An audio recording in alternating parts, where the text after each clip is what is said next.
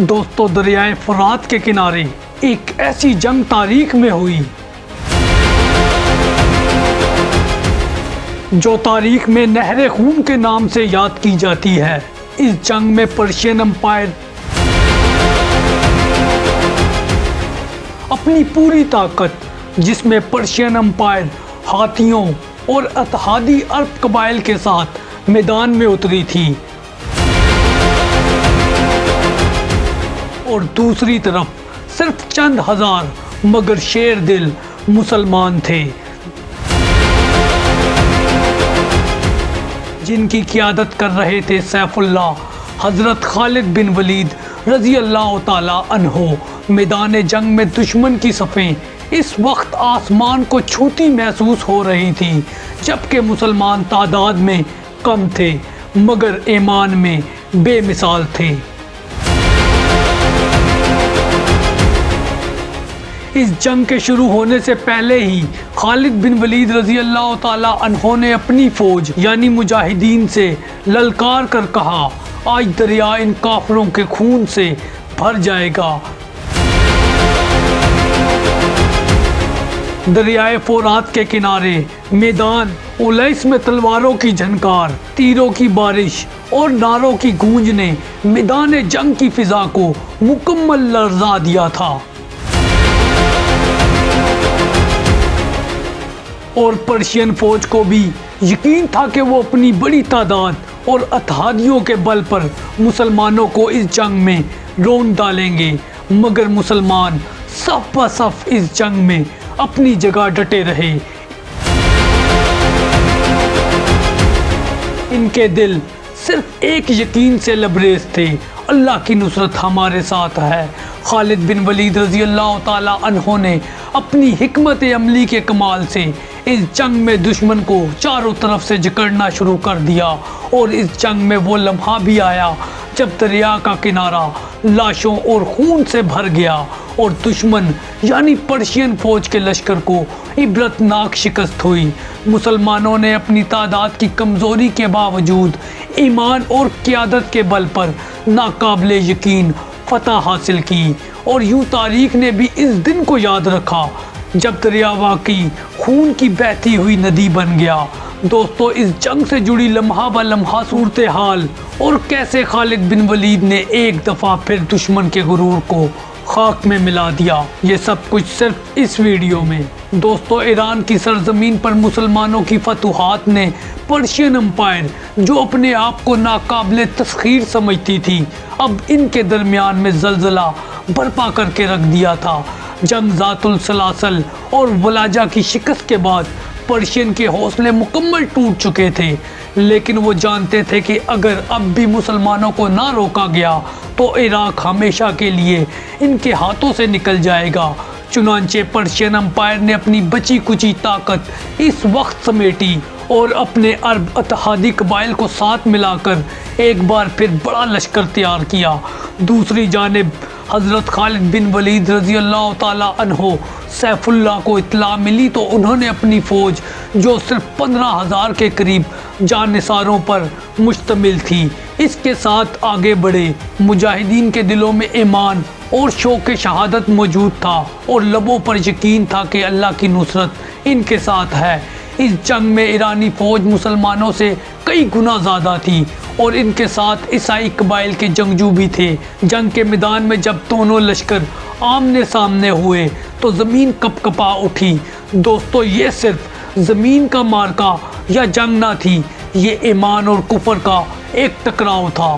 اس وقت دشمن طاقت اور تعداد پر گھمنڈ کر رہا تھا، لیکن مسلمانوں کی نگاہیں اپنے قائد حضرت خالد بن ولید رضی اللہ تعالی عنہ پر جمی تھی، اور وہ لمحہ بھی قریب تھا جب تلواریں بولیں گی، نیزے ٹکرائیں گے، اور دریائے فرات کا کنارہ تاریخ کا گواہ بنے گا۔ میدان اولیس کے کنارے ایرانیوں نے اپنی فوج کو نہایت مضبوطی سے ترتیب دیا تھا۔ بھاری زرہیں پہنے سپاہی، گھڑ سوار دستے، ہاتھی اور عرب قبائل کے لشکر ان کے ساتھ کھڑے تھے۔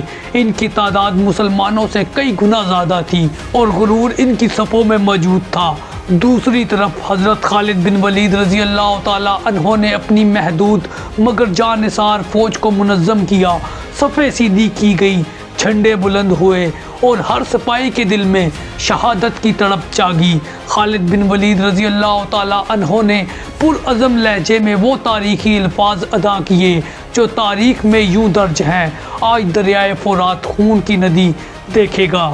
دوستوں، میدان جنگ کی فضائیں اس وقت ساکت تھی۔ دونوں فوجیں ایک دوسرے کے مقابل صف آرا پہلے ہی ہو چکی تھی۔ ایرانیوں کا لشکر ذرہوں سے دمک رہا تھا، گھوڑوں کی ہنہناہٹ اور ہاتھیوں کی گرج سے زمین بھی لرز رہی تھی۔ اس کے ساتھ ساتھ عیسائی عرب قبائل اپنے جھنڈوں کے ساتھ ایرانیوں کے پہلو میں کھڑے تھے، ان کی آنکھوں میں غرور تھا۔ دوسری جانب مسلمان سپاہی خاموش کھڑے اپنے قائد حضرت خالد بن ولید رضی اللہ تعالیٰ عنہ کے ایک اشارے کے منتظر تھے۔ خالد بن ولید رضی اللہ تعالیٰ عنہ نے سب سے پہلے اپنی صفوں کا جائزہ لیا، ہر مجاہد کی آنکھوں میں جھانکا اور بلند آواز میں کہا: آج یہ زمین فیصلہ کرے گی کہ حق کے ساتھ کون ہے۔ ثابت قدم رہو، اللہ کی مدد قریب ہے۔ جنگ میں پہلا ٹکراؤ گھڑ سوار دستوں کا ہوا۔ ایرانی سوار نیزے اٹھائے پوری طاقت سے مسلمانوں کی طرف لپکے۔ زمین گھوڑوں کی ٹاپوں سے لرز اٹھی، لیکن مسلمان بھی تیار تھے۔ حضرت خالد بن ولید رضی اللہ تعالیٰ عنہ نے للکار کر کہا: اپنے بھائیوں کا ساتھ نہ چھوڑنا، اور یوں چند ہی لمحوں میں نیزے آپس میں ٹکرائے، تلواریں چمکی اور خون کے چھینٹے فضا میں بکھر گئے۔ پرشین فوج چاہتی تھی کہ ابتدائی جھڑپ میں ہی مسلمانوں کو پسپا کر دیا جائے، لیکن مسلمانوں نے ایسی جرأت دکھائی کہ دشمن کے قدم ڈگمگا گئے۔ حضرت خالد بن ولید رضی اللہ تعالیٰ عنہ نے ایک دستے کو حکم دیا کہ دشمن کے دائیں پہلو پر دباؤ کو بڑھاؤ۔ جیسے ہی مسلمانوں نے اب حملہ کیا، ایرانی صفوں میں ایک دم کھلبلی مچ گئی۔ پہلی جھڑپ کا نتیجہ ایرانیوں کے لیے حیران کن تھا۔